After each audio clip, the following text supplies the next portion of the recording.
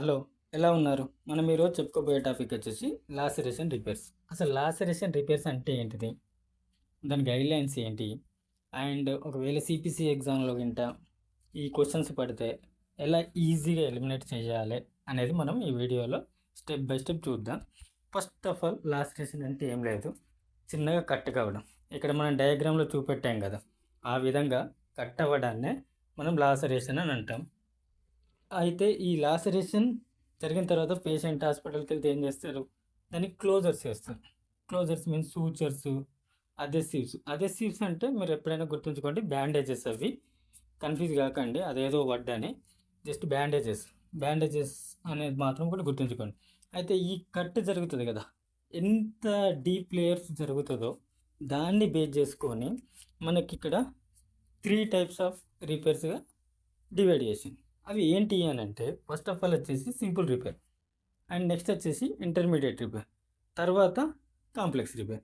వీటికి మనకు సిపిసి ఎగ్జామ్లో ఇచ్చినప్పుడు మెయిన్ టర్మ్స్ ఉంటాయి.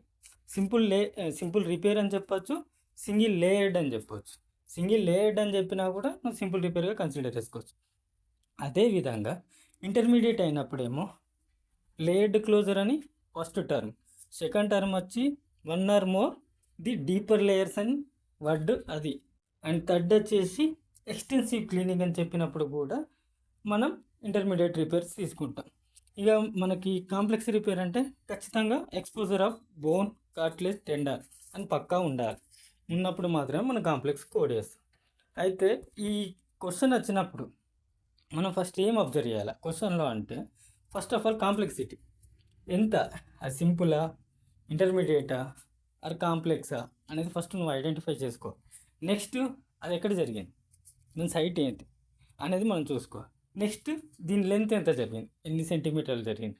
ఈ 3 పాయింట్స్ మనం క్లియర్గా చూసామంటే మనకి ఈజీ. ఇంకా దీని ఆన్సర్ పెద్దగా ఏమి ఉండదు ఇందులో. మేజర్గా లాస్టేషన్లో 3 గైడ్లైన్స్ మాత్రం ఖచ్చితంగా గుర్తుంచుకోవాల్సిన గైడ్లైన్. అవి ఏంటి అని అంటే, సింపుల్ రిపేర్ జరిగినప్పుడు ఫారెన్ బాడీని కూడా తీయాల్సి వచ్చింది వాడికి. తీయాల్సి వచ్చినప్పుడు మనం దాన్ని సింపుల్ రిపేర్గా కోడ్ చేయకూడదు. ఎప్పుడైతే అది సింపుల్ రిపేరు ఫారెన్ బాడీ జరిగింది అని మనకు అక్కడ క్లియర్గా ఉంటే అప్పుడు నువ్వు సింపుల్ రిపేర్ కోడ్ చేయకుండా ఇంటర్మీడియట్ కోడ్ చేయాలి. అదే ఇంటర్మీడియట్ రిపేర్ జరిగి ఫారెన్ బాడీ తీసేసిన అని చెప్పాడు అనుకో, అప్పుడు నువ్వు కాంప్లెక్స్ రిపేర్ కోడ్ చేయాలి. ఏం లేదు, ఒక స్టేజ్లో ఇప్పుడు మొత్తం మనం దీన్ని 3 స్టేజెస్ అనుకుంటాం. ఫస్ట్ స్టేజ్లో ఫారెన్ బాడీ రిమూవల్ జరిగింది, అది ఫస్ట్ స్టేజ్ అని తెలిసింది. సో దాన్ని మనం సెకండ్ లెవెల్గా కోడ్ చేయాలి. అంతే, సింపుల్ నుండి ఇంటర్మీడియట్కి వస్తుంది. ఫారెన్ బాడీ జరిగింది కాబట్టి, ఇంటర్మీడియట్లో ఫారెన్ బాడీ జరిగింది కాబట్టి కాంప్లెక్స్కి వెళ్తుంది. సింపుల్ అంతే, ఒక స్టెప్ పైకి వెళ్తుంది. సివియారిటీ పెరిగిపోయినట్టు అంతే ఫారెన్ బాడీ రిమూవల్ ఉంటే అనేది గుర్తుంచుకోండి. నెక్స్ట్ చెప్పాం కదా ఇంతకుముందు, బ్యాండేజ్. అదే స్ట్రిప్స్ని మనం బ్యాండేజెస్ అంటాం. ఈ బ్యాండేజెస్ని ఏదైనా లాసరేషన్కి యూజ్ చేస్తే మనం దాన్ని కోడ్ చేయకూడదు. ఫర్ సపోజ్ ఇప్పుడు నేను కింద పడిపోయినా అనుకో, పడిపోయి నేను హాస్పిటల్కి వెళ్ళా, నాకు 2 చోట్ల లాసరేషన్ జరిగింది. ఫస్ట్ వచ్చేసి హెడ్కి జరిగింది, నెక్స్ట్ వచ్చేసి హ్యాండ్కి జరిగింది. హెడ్కి జరిగిన దానికి బ్యాండేజ్ పెడితే సరిపోతుంది అన్నాడు డాక్టర్.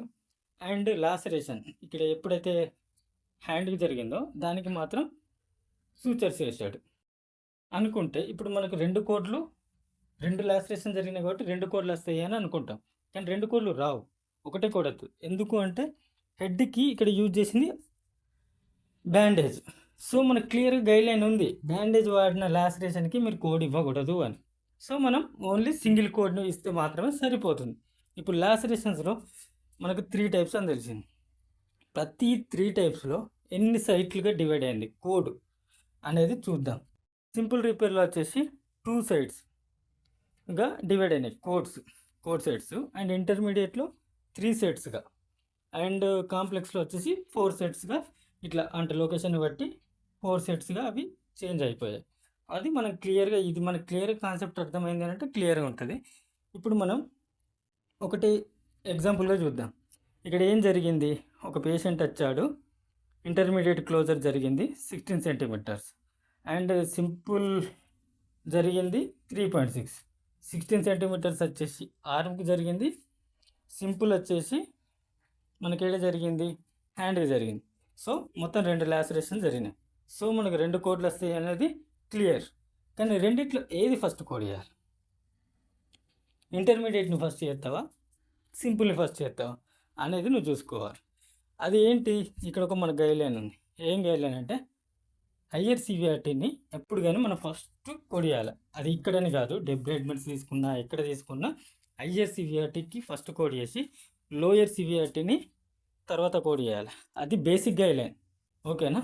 అది మన మైండ్లో ఖచ్చితంగా ఉండాలి. అయితే ఇప్పుడు ఇక్కడ ఇంటర్మీడియట్ అనేది హయ్యర్, సింపుల్ అనేది లోయర్. సో లోయర్ సివిఆర్టీ కాబట్టి ఎప్పుడు కానీ ఈ సింపుల్ రిపేర్ అనేది మనకు సెకండరీగా వస్తుంది.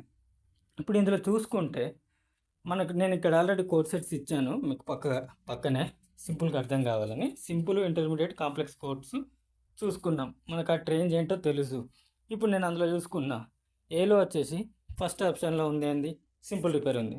సో సింపుల్ రిపేర్ ఫస్ట్ రాదు, అది నీకు క్లియర్గా తెలుసు. Based on the CVRT simple repair don't code first. So A eliminate. ఇప్పుడు బి ఉంది, బిలో 2 ఇంటర్మీడియట్లే ఉన్నాయి. సో మనకు అక్కడ జరిగింది intermediate simple. So be also eliminated. And next వచ్చేసి డీలో చూడండి, ఫస్ట్ వచ్చేసి కాంప్లెక్స్ రిపేర్ కోడ్ ఉంది, కానీ మనకి ఇక్కడ కాంప్లెక్స్ రిపేర్ జరగలేదు. So D also eliminated. So ఫైనల్గా మనకి ఇందులో ఉన్న ఆన్సర్ ఏంది, C is correct answer. 12,035 and 12,002 modifier. C is correct answer. అలాగే మీకు ఒక ఎగ్జాంపుల్గా ఇంకోటి ఏంటంటే, ఒక అతను వచ్చాడు, తనకి 4.4 సెంటీమీటర్ సూపర్ఫిషియల్ లాసరేషన్ జరిగింది చెస్ట్కి, అండ్ 6.2 సెంటీమీటర్స్ సింపుల్ లాసరేషన్ నెక్కి జరిగింది.